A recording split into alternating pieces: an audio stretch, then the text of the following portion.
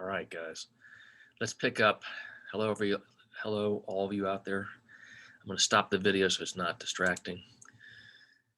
I want to finish the lessons of the Vietnam War for Americans, the United States government, and what has happened since then.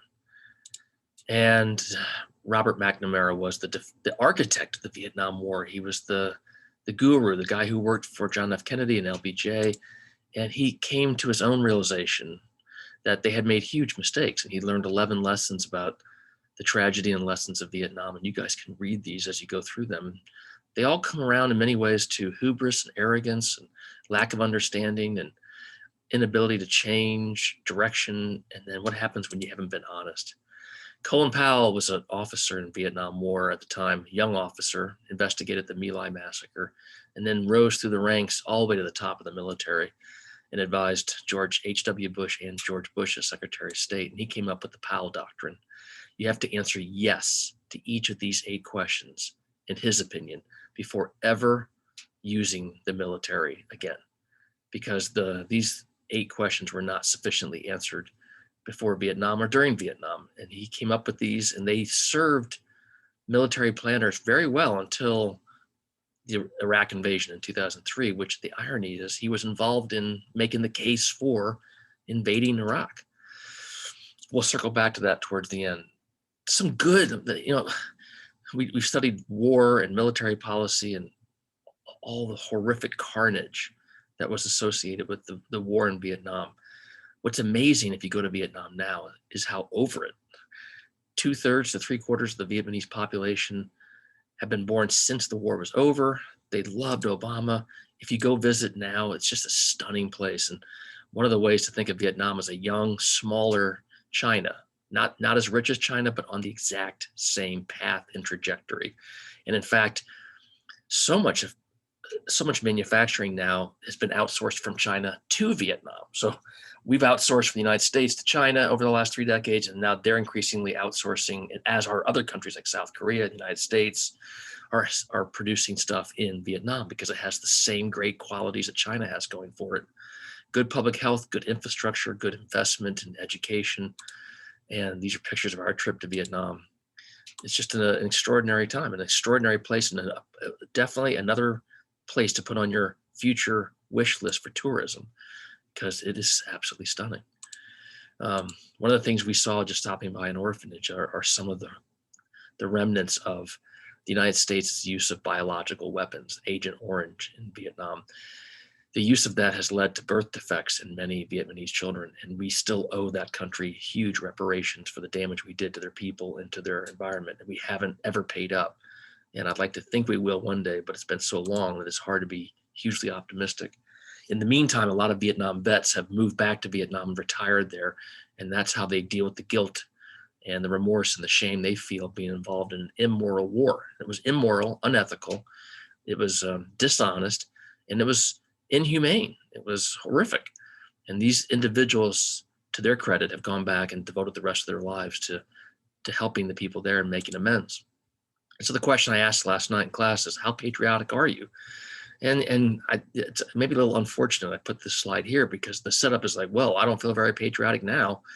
And given the events of the United States in the last several years, Trump and so forth, I don't feel very patriotic at all. And yet, remember some of those clips of people who have immigrated to the United States and how incredibly patriotic they are, and how special this country is to them, and how grateful they are, and how enthusiastically they fly the American flag. So maybe the word patriotism is a little complicated, but it's something to think about, because it's always something taught that you should be patriotic. And maybe we should, but maybe we should do it differently. Vietnam has just grown astronomically. They've done it with the same Chinese playbook. They've opened up the economy to capitalism and foreign direct investment. They have signed trade policies with other countries to lower tariffs. And you can see as tariffs have gone down, taxes on goods going in and out, trade has gone up, and the manufacturing there has skyrocketed, and they have lifted enormous numbers of people out of poverty. Vietnam is maybe the most interesting of all countries, and how far off its GDP per capita it develops human potential in its country. So the people of Vietnam do so much better than even their income would suggest. And that's because the government communist government, no elections, no parties other than the communists run the country, but they do it in a way that invests a lot in human capital.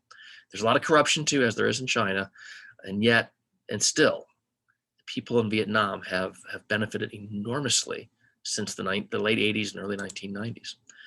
Again, because the Communist Party has invested so much in education and health and infrastructure that Vietnam may be the next Asian miracle. And click on this to see the great episode of Anthony Bourdain's Parts Unknown, where he has dinner with former President Obama in just a noodle shop in Vietnam. And it's just really charming and wonderful. Okay, so a lot of the things you see that used to be made in China are now made in Vietnam, like Samsung and Intel and Apple.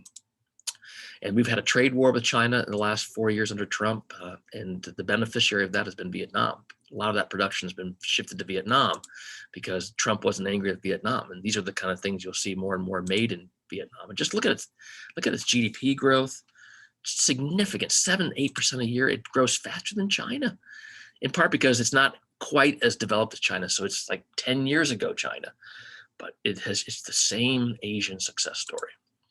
And part of that's because it outsources directly from China. Vietnam's had a very complicated relationship with China. China's invaded Vietnam 17 times, so it's a complicated relationship. But also similar to Taiwan, South Korea, and China, Vietnam crushed the coronavirus. They're back and operating. Things are open. They were great with masks. They tested whole families with one COVID test kit, and they would shut down any family or any household that was positive. And they shut down the country in April, and they didn't have a death from COVID until July, and their deaths are a fraction per capita of what ours are. Have we learned our lesson? In closing, have we learned our lesson, the very, very painful military and foreign policy lessons from the Vietnam War? There are instances, yes, the Gulf War of 1990-91, where we got Iraq out of Kuwait, and Kuwait is a major supplier of oil. We got all these other countries to help us. We did it the way Colin Powell said we should. Have a mission, accomplish it, get out. But there's Colin Powell, sadly, very sadly to his reputation, once he was Secretary of State for George Bush, he did not follow his own protocol, his own doctrine for military engagement. And so the Iraq War, if you want to call it that, from March 2003 to the end of 2011, was an absolute, unmitigated, complete disaster. It's hard to fail on that level, where you leave thousands of your own troops are dead. Many, many, many thousands more come home with all kinds of horrific casualties, physical and mental. And then God knows how many Iraqis have died, hundreds of thousands. And then when we pulled out abruptly at the end of 2011, that left a power vacuum. Nobody was running the region. It was chaos, and ISIS moved in, even worse than Al-Qaeda. And we're still involved 20 years later in Afghanistan. So no, we haven't learned our lesson there. And we have a huge mental health issue for the veterans of the Iraq War and Afghanistan. If you guys want to click on this, there's a great documentary called Almost Sunrise about moral injury and how that is an enhanced version of PTSD that a lot of troops felt. And it was similar to Vietnam. There were no front lines. There were a lot of civilian casualties. Troops didn't know who they were fighting and why they were fighting. And, it left a really, really difficult legacy. And then last time we closed class with, should we go back to a 1-year mandatory year of service to our government, the United States, to the public? Should all 18 and 19-year-olds after high school, before college, should they engage in this? And we had a really good discussion about the trade-offs, the pros and cons of this. And it doesn't have to be in the military. It could be the Parks Service. It could be teaching English as a second language. It could be any kind of service to our country. But it's something that's, other countries like Israel and Germany make their young adults do. And there are a lot of good things that come out of serving your country in a way that you feel is honorable and noble and fits with your conscience. So something to think about. Take care, and I'll see you next class. Bye.